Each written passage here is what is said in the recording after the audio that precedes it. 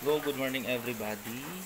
Welcome to the first session ng ating National Qualifying Examination for School Head Review for 2025.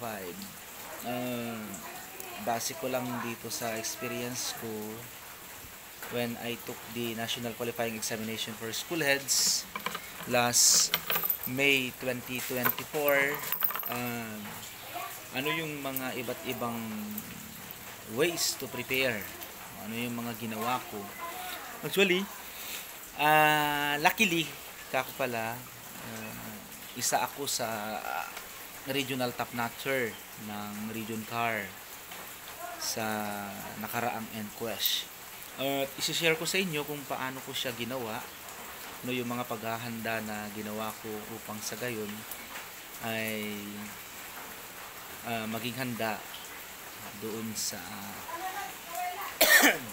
ating National Qualifying Examination for School Heads. So, una, bilang school head, kailangan mo ng mayabong na karanasan sa pagpapatakbo ng isang paaralan. At ang karanasan na yon ay nakaangkla doon sa minamandato ng ating batas na gawain ng isang namumuno ng isang paaralan. So una, andyan yung ating 1987 Constitution. I-browse po natin siya. Sunod, yung Republic Act number 9155 na pinamagatang Governance of Basic Education Act. Dito inisa-isa ang mga tungkulin ng isang school head o isang namumuno ng paaralan. At isa pa na naging batayan ko ay yung ating Philippine Professional Standards for School Head. So, yan yung pinakaunang step na ginawa ko sa paghahanda ng sa ating National Qualifying Examination for School Head. So, basahin ho natin maigi yun. Basahin natin maigi yung RA 9155, yung 1987 Constitution, at saka yung Philippine Professional Standard for School Heads bago tayo pumunta doon sa iba't ibang DepEd orders na kung saan yung unang tatlo na sinabi ko ang magiging batayan ng mga inilalabas na DepEd orders at DepEd memorandum. So, bilang school head, meron akong kulang-kulang 7 taon na karanasan bilang nanunungkulang guro o teacher in charge. Dahil doon, natutunan kung paano patakbuhin ang isang paaralan. Actually, yung school ko na binigay noon is isa siyang multi-grade school nang dumating kami way back 2016. Nakompleto siya at naging monograde elementary school noong makaraan ang halos 3 taon. At dahil sa kinakailangan talaga ng mga mag-aaral, sinubukan ko na ihanda ang paaralan upang maging isang integrated school. Kasi yung preparation ko kasi, ako ay a Bachelor of Secondary Education graduate at na-iteman ako o sa elementary ako nakakuha ng item. Dahil siguro rin sa personal na motibo na gustong malipat na o makapunta sa high school kung saan ako dapat. Kaya naisipan kong pina-convert yung school. Pero pagkatapos ma-convert, binigyan kami ng choice na or pagkakataon na makauwi dito sa sarili naming barangay. Kaya naiwan ko siya. bumalik ako sa full-time na pagtuturo. Uh, Pagkatapos siguro ng halos mahigit isang taon na kuha ko yung head teacher position at sinubukan kong mag-apply para sa National Qualifying Examination. Sa awa ng Diyos, isa ako sa mga napili na lumahok doon sa ating National Qualifying Examination for School Heads. At dahil na rin siguro sa ito ay kaloob ng may kapal, naipasa natin siya noong nakaraang Mayo. Isa ito sa pinakamalaking accomplishment ng buhay ko na kung saan napatunayan ko rin sa sarili ko na kaya ko yung pagsusulit kasi mahirap siya at kinakailangan talaga yung pagiging decisive mo doon sa mga bagay-bagay. So, balik tayo doon sa mga paghahanda na ginawa natin. Tulad nga ng sinabi ko, unang-una, kailangang basahin natin yung ating 1987 Constitution, lalong-lalo na ang mga provision doon tungkol sa Philippine Education System. Sunod doon ay yung ating RA 9155, yung Governance of Basic Education Act. Ito ang pinaka-core na kailangang alamin ng isang nangangarap na maging isang school principal o isang school head. At ito rin ay isa sa mga pinakamahalagang magiging batayan mo sa pagpili ng tamang sagot kapag dumating na yung ating kapag ikaw na ay nandoon sa examination room, kung gaano ang pag-unawa mo sa iba't ibang tungkulin ng isang school head, bumabalik ito doon sa kung papaano mo nauunawa ang maigi ang tungkulin ng isang school head doon sa RA 9155. Meron kasing 12 yon na tungkulin, 12 functions. At doon mo rin makikita ang tungkulin ng iba't ibang governance level sa kagawaran ng edukasyon. At mapagtatanto mo na mabigat ang tungkulin ng isang school head.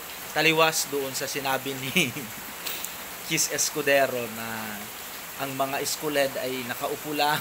Sila nga, nakaupo sila. Binabayaran natin ng pagkalaki-laki, nag-aawayan, nagbabangayan, ang gulo-gulo ng budgeting, lahat magulo. Bakit? Sa Senado mismo magulo sila. Pero itong vlog na ito ay hindi nakatuon doon sa komentaryo tungkol sa mga pinagagawa ng ating mga senador, kundi ito ay nakatuon kung paano natin ihanda ang ating sarili sa darating na National Qualifying Examination 2025. So, bilang school head, kailangan talaga isa-isahin mo yung 12 tungkulin nito upang sa gayon magkaroon ka ng pansariling refleksyon. Huwag ka munang mag-memorize ng mga DepEd orders, walang silbi yan. May kasama nga namin na galing-galing niya mag-memorize ng DepEd order, hindi pumasa. Bakit? Kasi kung hanggang memorization ka lang, walang mangyayari sa'yo sa exam, walang ganun. Walang ganun doon sa exam. Ang nandun sa exam, kung paano mo siya susukatin sa kapasidad ng isang administrador, ng isang leader, ng isang school head.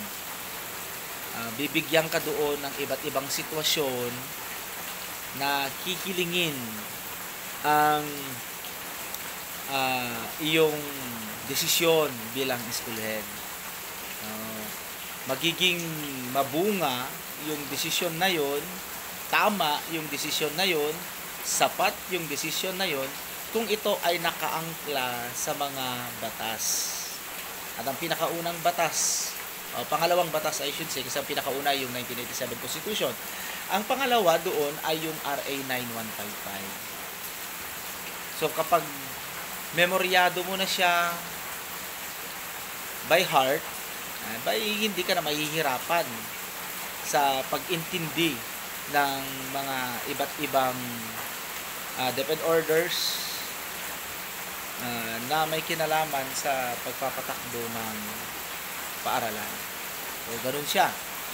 Ikatlo, yung ating Philippine Professional Standards for School Head, dito minsan nagkakatalo. Bakit?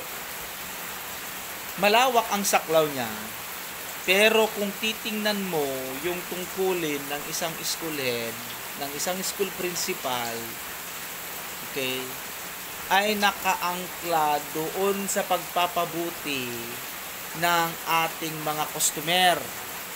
At sino yung ating mga customer? Sila po yung ating mga mag-aaral.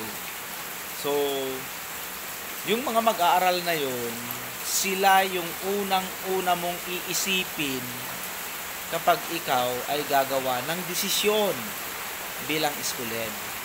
Kung higit ba itong nakakabuti sa kanila, abay maganda yan. Kung ito hindi nakakabuti sa kanila, tanggalin mo na sa isipan mo yun. Walang silbi yung mga choices na yun. Hindi yun yung tamang sagot. O ganun yun. So, okay. Maganda ito sa mga bata.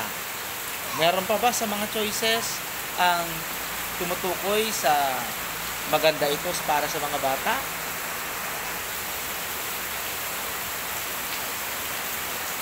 Pag wala na, yan ay yung tamang sagot. Pero kapag meron pa at meron talaga, doon ka mamimili sa mga choices na yon at alin doon ang pinaka at yun ang magiging tamang sagot. Sinisiguro ko yan. Yun talaga yun. So, ganun siya. Sa session na ito ay huwag kalimutan, you like, you subscribe, at pakishare po naman mga videos natin upang sa gayon makatulong sa mga nangangarap na maging school head balang araw. Actually, hindi pa po ako na-iteman o wala pa po ako sa principal 1 na posisyon, pero naghahanda na po ako ng aking mga papeles. Sa awa ng Diyos, siguro balang araw makakaupo rin ako. Sa ngayon, isa rin po akong school head, pero hindi pa ako school principal. Head teacher pa lang po ako. Pero nangangarap balang araw sana makaupo bilang school principal. Yun po muna sa ngayon. Subukan nating magbigay ng iba't ibang tips pa sa mga susunod na videos natin upang sa gayon makatulong. At sa pag-uumpisa ng ating full-time review session dito sa ating channel, magpapakita ako sa inyo at magdi-discuss ng mga iba't ibang uri ng questions na maaaring makatulong sa atin sa darating na pagsusulit. So, yun po siguro. Maraming salamat. Huwag kalimutang mag-like, mag-subscribe po kasi ang aking subscriber ay 37 pa lang yata. Matagal na yung channel ko, hindi ko inaatupag, pero ito yung naisip ko na paraan. Gamitin ko kaya yung aking YouTube channel kako upang makashare at makatulong sa ating mga minamahal na mga kukuha ng NQuest sa darating na Mayo. At hoping tulungan nyo akong lumago yung ating channel. At may papangako ko po naman na magbibigay ako at tutulong sa ating mga kasama. Okay? At kung kayo po ay may mga katanungan, maaari po kayong message sa akin sa aking Facebook account. Felix Roy Epas Ferrer po ang aking pangalan doon sa ating messenger account. Pasensya na at very raw ang ating video ngayon. Yun ang gusto ko sana, na hindi siya yung edited na video. Very raw lang siya upang sa gayon ay mas maramdaman natin na parang nag-uusap lang tayo. At ako ay handang tumulong sa inyo sa abot ng aking makakaya. Pasensya na po, medyo maulan po ngayon dito sa Cordillera. Halos ilang buwan na po kaming hindi nakakatikim dito ng sikat ng araw. Ang lamig, sobrang lamig. Siguro tumatapang lang kami sa lamig dahil sa kinakain namin o nginunguya. Actually, hindi ito nginunguya. Ito yung tinatawag naming nganga. Meron akong bunga dito ng nganga. Meron akong tabako dito at meron akong hapog. So, yan ang buhay ng mga tiga Cordillera na siyang nagpapainit sa amin sa laban sa lamig na ito. So, yun po. Maraming salamat at kita-kita po tayo sa susunod na videos natin. Mabuhay po kayo!